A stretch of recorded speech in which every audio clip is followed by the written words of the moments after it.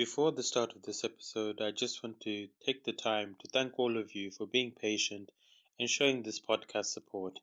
I do apologize for all delays that have occurred, and thank you for being patient. Be sure to check out the amazing merch we have on Teespring at P.O.T.N Official Store, link provided in the description.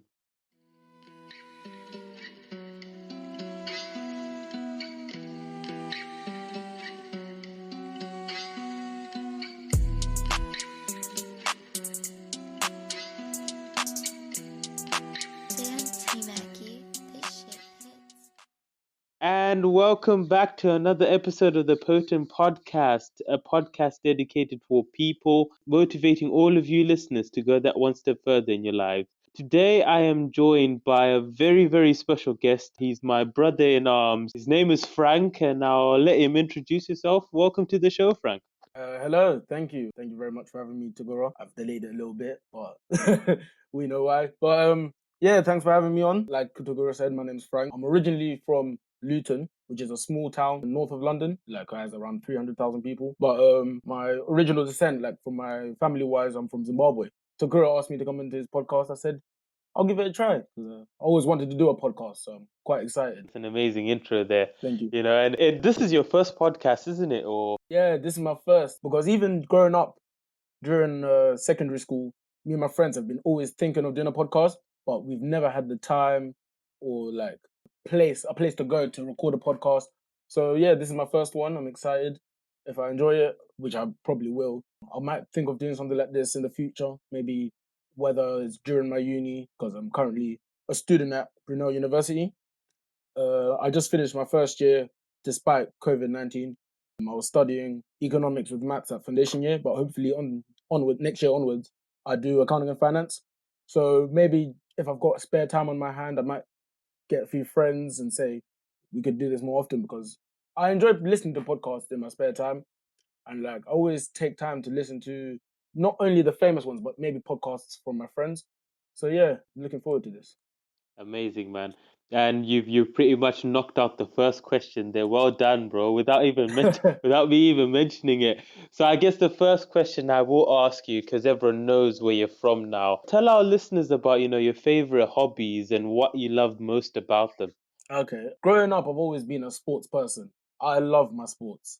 I I'm so passionate about sports. Like whether it's playing it in real life or watching it on TV. Growing up, I used to play football, tennis, cricket, badminton. I always loved PE in school. I always loved playing during lunch times or break times. And I'm a Chelsea fan. I know that will put off some people, but like just in general, I'm a massive sports fan. Like I love, like right now I'll probably say I'm a big basketball fan. My favorite team in basketball is the Miami Heat. But like I think the reason I love sports so much is just because like it gives you so much freedom.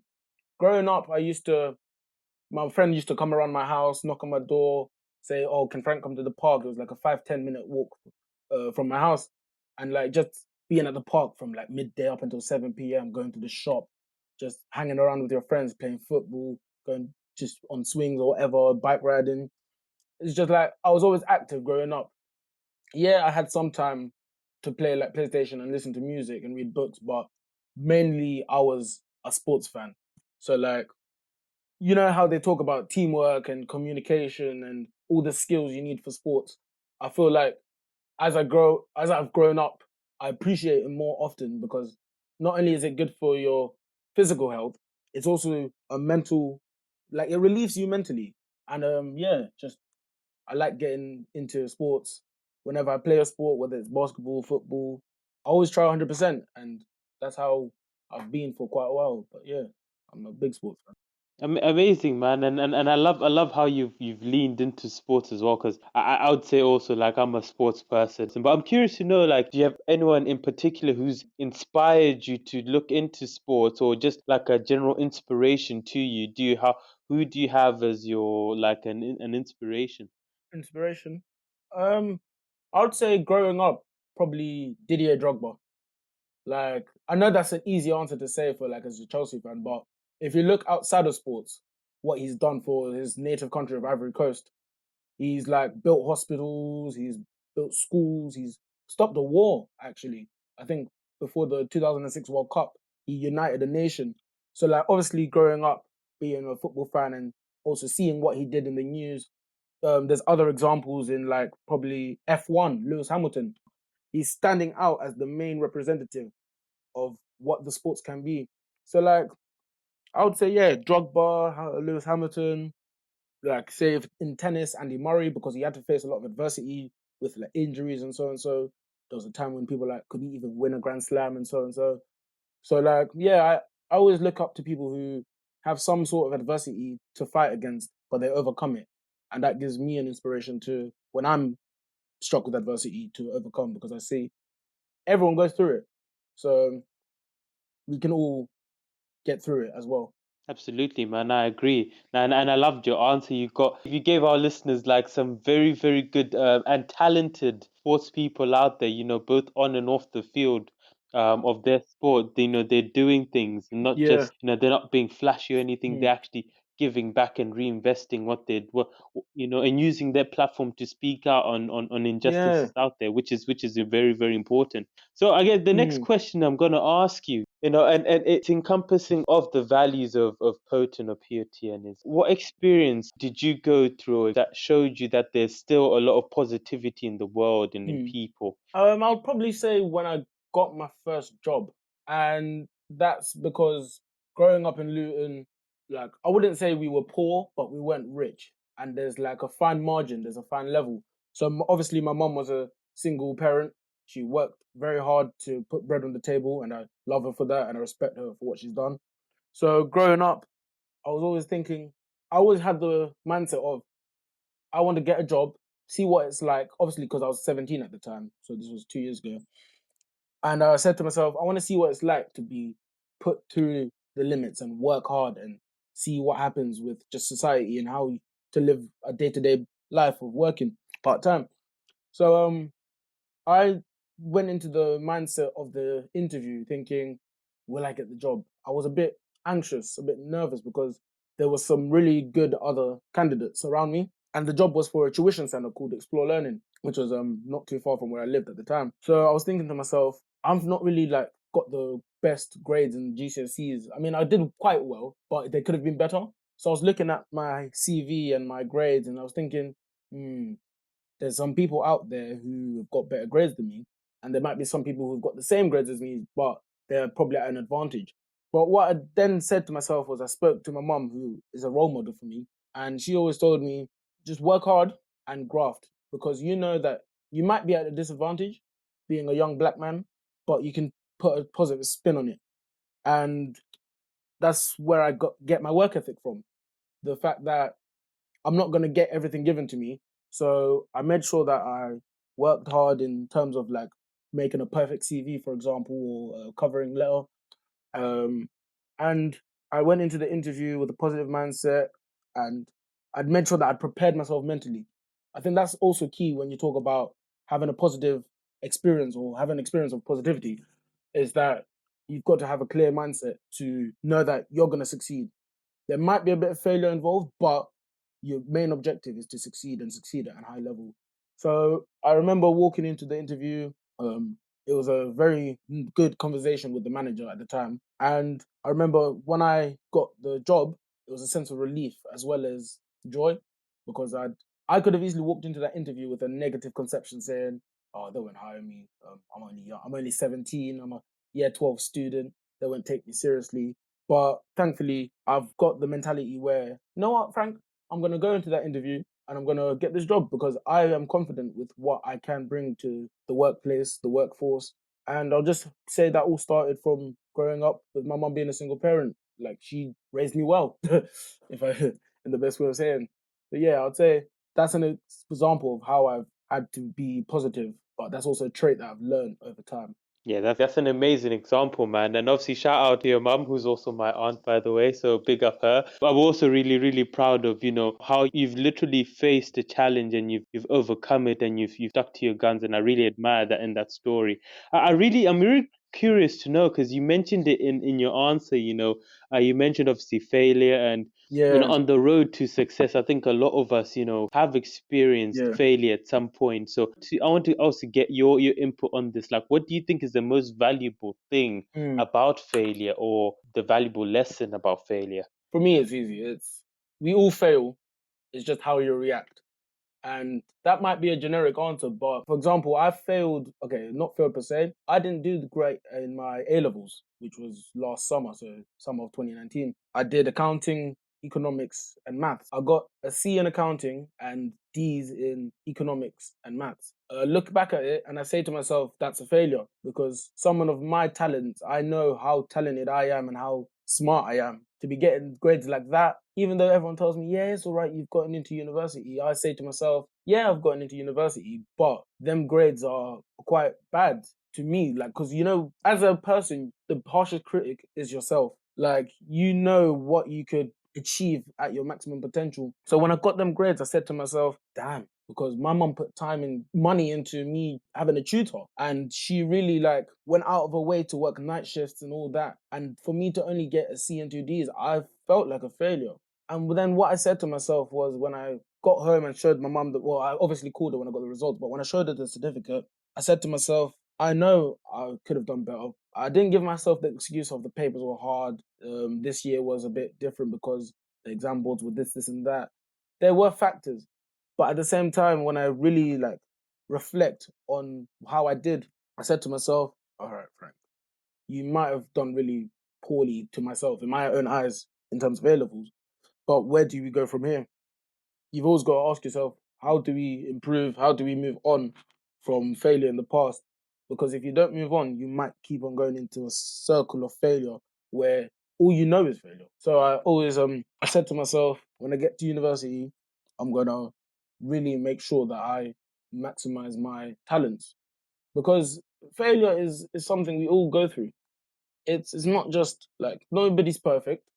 You're bound to fail at some tasks, but it's all about bouncing back and finding a way to succeed, whether it's a long grind or it's short term. Yeah, I agree with you. And if it makes you feel any better, man, at my A levels, I got C's and an E, I believe. So, you've come out of it, your university now. Mm, I've managed to get through and do 2 degrees. You're going to go on and do extremely well in your first mm, degree, potentially second degree. And, you're going to get yourself an amazing job as well. So, mm, it's a good thing you kept that mindset that you weren't stuck in, obviously, you went through a yeah. bad spot, but you kept going and you said to yourself, I'm going to look beyond these results. And I know going forward, it's going to get better and better, which actually leads me into the next thing I'm going to ask you, because this is a personal question. What would you say like excites you about the future going forward?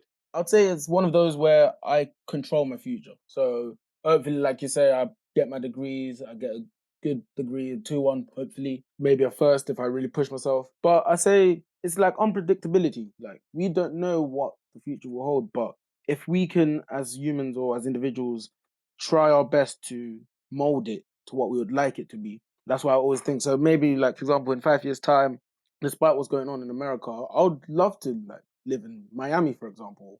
Just for example, like the culture and how diverse it is. But at the same time, you know that if I was to be an accountant in America, I'd have a lovely lifestyle. And I think that's just all it is. It's like you want your lifestyle to be the best that it can be so that in the future, when you grow old and you probably have kids and a family, you look back and you say, I've done the best I could with what I've got. So it's all about how you look to the future and you say to yourself, you know what, I'm going to try and aim for a high objective because that's what you've got to do. And to survive, pretty much, like you've got to aim to be the best. And I think with the future, with you not knowing what's going to happen, that's all you can do. You can strive to be the best for the next 5, 10, 20, 25, 30, on and on years. Just hope that you live your best life whilst knowing the rights and wrongs. Exactly, man. No, I agree 100%. In the position we're living right now, it's only temporary, and as long as we stay focused on where we want to end up, and obviously incorporate that work ethic that keeps us, going up the steps and getting to where we want to end up. That would be amazing. And I like how you mentioned Miami. I was thinking first thing I thought of was D Wade, but obviously he's retired. But like I think Miami have got an amazing. It's an amazing place to live. Weather. They've got two amazing sports teams, or I think it's three. I don't know, but I don't know the baseball team, but I know about American football and basketball. So you would definitely be there. Floor seats, VIP. Doing your thing, man. Rocking the Yeah, jersey. yeah, rocking the jersey, representing the city, man. Yeah, man. This is my team. I'll be like Drake, but for Miami. Exactly, exactly. Oh, that would be something, wouldn't it? Oh, that's living the dream, my guy. That is a bright Exactly, dream. man. Yeah, I love that, man. I love that. So, right, I know in your answer you mentioned work. You got to put in the effort and like you got Mm, to grind. So I wanted to mm. ask you, what things help you stay productive? I would say the tasks that I set. So I make sure that I set tasks that keep me active because it's all good and well you setting a task and you're just like, yeah, I can get it done in 5-10 minutes, but not put 100%. So with me, my productivity comes from back to what I've said earlier in the interview, my mindset. Like the more productive, for me to be more productive and efficient, I need to be on it. I've got to be, yeah, I'm gonna do this, this, and that, but make sure I do it at a certain standard because we can all be productive. It's just how efficient is that productivity? And I feel like the two relate so well because you can't be efficient without being productive, but you can't be productive without being efficient. So it's like, where do I get the urge to be productive? It's just, I just want to, like I say, live my dreams. And the only way you can do your dreams is if you take those steps slowly but surely and hope that they're the correct steps for what you want to do in the future. Exactly, man. Exactly, exactly. So, in terms of productivity, I've grown up to be very active, proactive, not reactive. Like, if my mum would go to work, probably, let's say, when I was around 10 to 12, between that age gap, I started learning how to cook, started learning how to iron my clothes, started learning how to just do your day to day in house chores that not many people would start at a young age. So, like, I could cook food and let people have a dish, and they'll be like, wow, you're really good. When did you start cooking? I'll be like, around 10 or 11. Because I grew up in a house where you've got to start off young so that you can carry it on rather than being a late comer. Like a lot of people learn how to cook when they get to university. By that time, I've already learned. I'm 9 years ahead of you. You see what I mean? I'm 8 years ahead of you. You're telling me you've learned how to cook and do dishes when you turned 18. I was doing that at 10. So obviously in that 8 year gap, I've learned other things to do that I'm better at you at. So I now know that I can rely on myself because I'm up there. I'm Exactly. not Yeah, meaning in yeah, like obviously an exactly. arrogant way, but it's just like striving to be the best.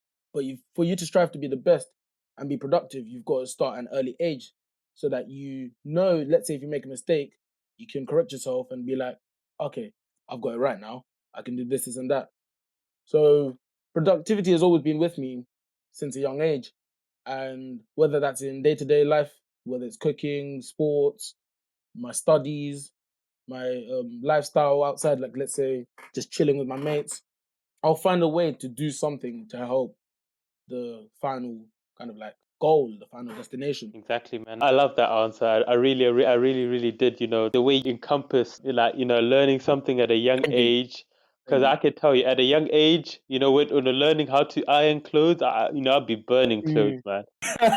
man. But you need those experiences to get better. You try it. It's always one of those. When you learn later on, obviously you're behind a lot of people like yourself. But at the Yeah, same yeah. time, I think our listeners as well, as they're listening, they can hear what you're saying and think, Mm, actually, if I start something today, it could possibly help them, 5, 10 years, 20 years down the line, or even mm. 2, 3 weeks down the line. You're building towards like improving yourself, and that's what it's all about. I really, really like that.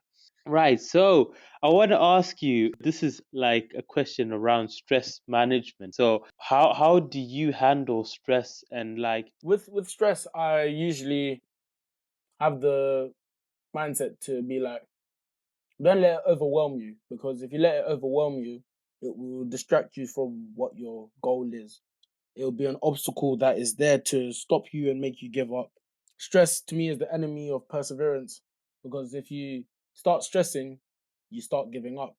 And when you start stressing, you're thinking, I don't really want to do this. Oh, I don't have the energy. I don't really like doing this. But really and truly, it's just one obstacle blocking you. Maybe a few obstacles, but it's usually just an obstacle blocking you from you getting to your end goal. So if I was to manage stress, I would just, for me, easily listen to music or play a game that I like, because it puts your mind off of the stress. Obviously, you don't want to put the stress away for too long. You want to find a solution. But what I usually do is, let's say I'm studying for my A levels, because obviously A levels are a big thing. So everyone will get nervous, will start stressing, saying, oh, what if I do bad or whatever. All I'd do is I'd listen to music. I'd have a chill. Breaks are important. If you're doing something and you don't take a break, that's how you become stressed, because your mind is overworking itself. It's always good to take periodic rest and just maybe go for a walk, have a drink of water, have a conversation with anyone in the house or wherever you are, your friends or the phone. But yeah, like for example, like you say, A levels, they are stressful, but you always have to look at yourself and say, if I can get past A levels, I can get past anything. If I can get past this obstacle, I can get past the next obstacle. It's a sense of motivation. So I get stressed over some things, don't get me wrong, but at the same time, I enjoy stress. You know, there's stress where it's good stress and bad stress. Sometimes it's good to be stressed so that you can find motivation, you can find a reason to kick on. And then there's bad stress where you'll be like going in a downward spiral and you'll find it hard to get out of. But then you'd also say to yourself, I've probably got friends and family that can help me. So if it's not music or reading or any hobby that can help you get out of stress, talking to someone that you're close yeah, to yeah, really yeah. does help. Because once you get it off your chest and you're not having to keep it to yourself, you know you can trust someone to be like, hey, do you mind if we go play basketball for like half an hour? I just want to release stress.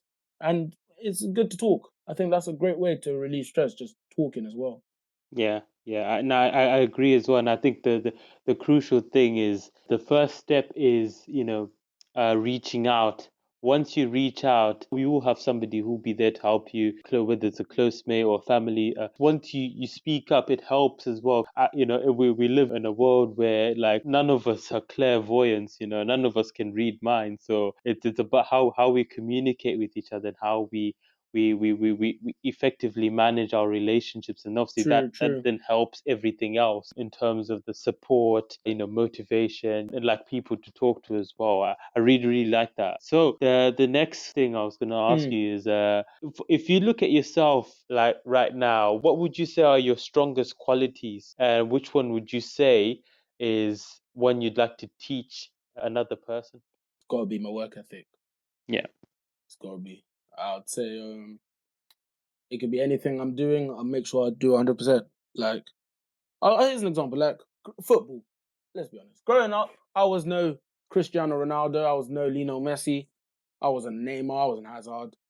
But what I lacked in, let's say, flair and technical ability, I made up in hard work and training and practicing. So I would have I'd play probably CDM or right back or left back.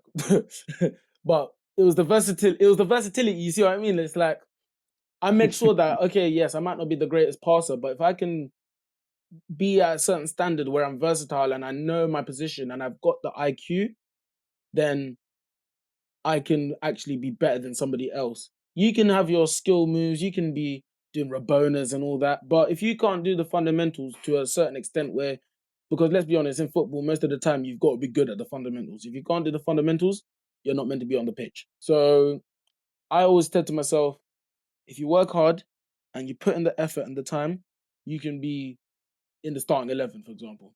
It's just the keeping a positive mindset as well with the work ethic. So always make sure, Yeah, Frank, if I'm yeah. going to do a job, I've got to do it 110%. Not 100, 110. Because I'd rather I lose a football game or basketball game, knowing I tried 100%, I played defense, I made the right call.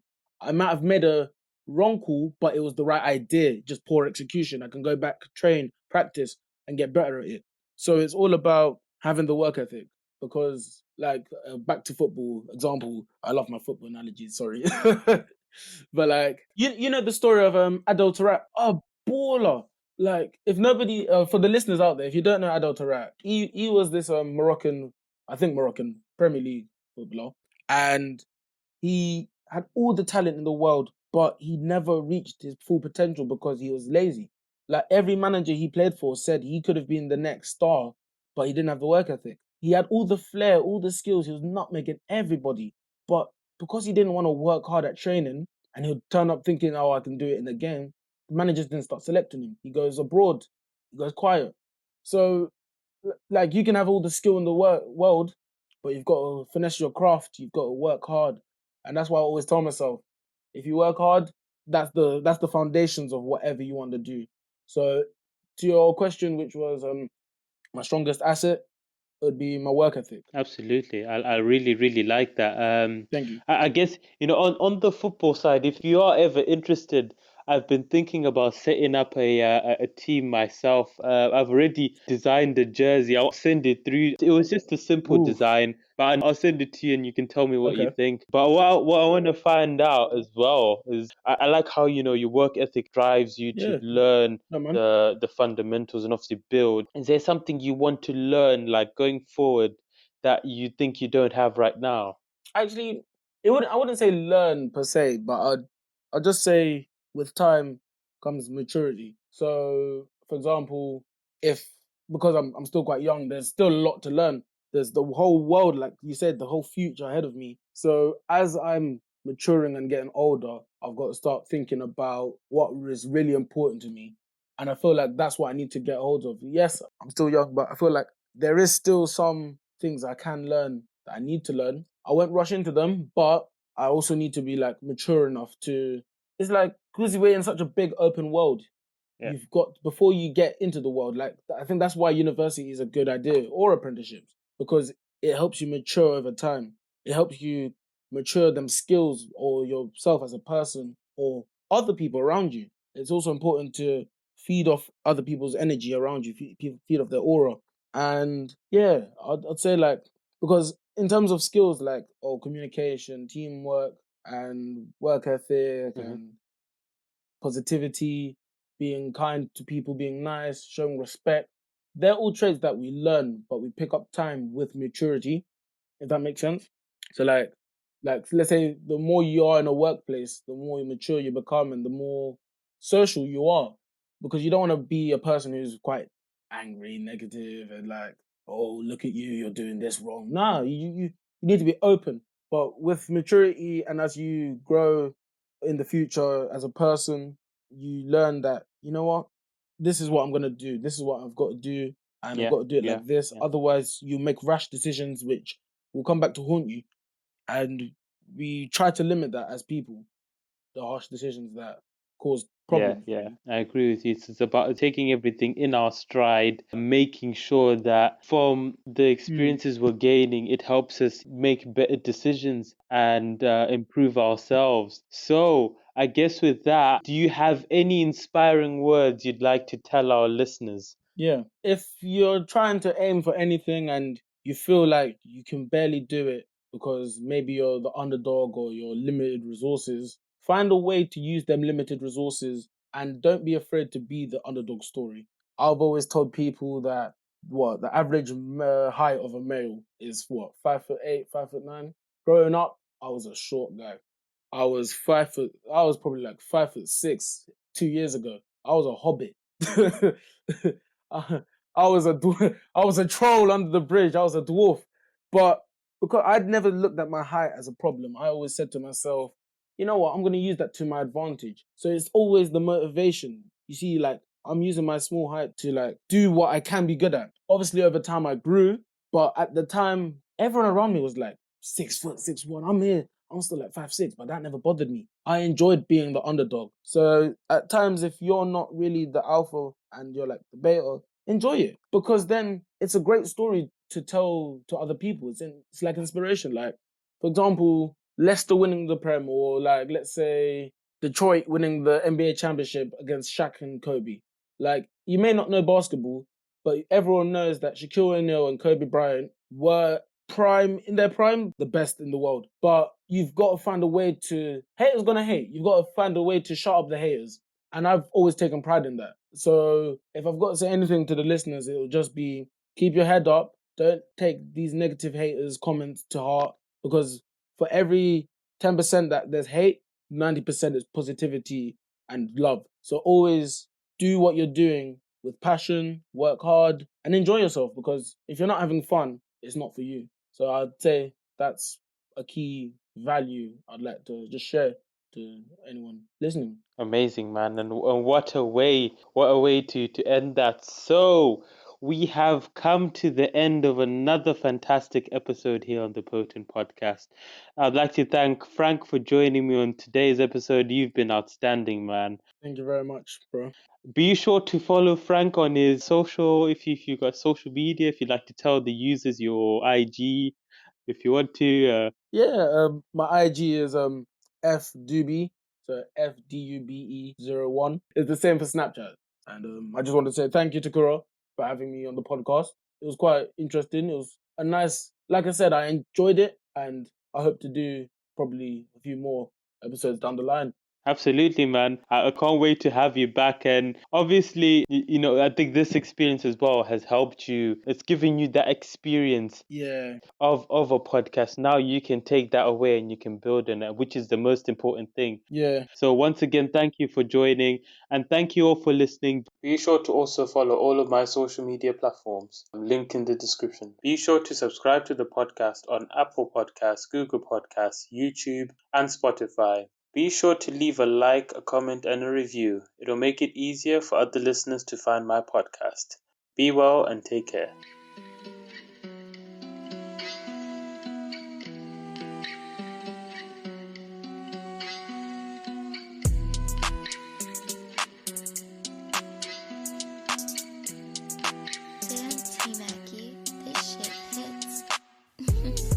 Cannot seem to find my way home. Can you tell me why everyone is gone? I need your hair 'cause I am all alone. Music by Bluechalant.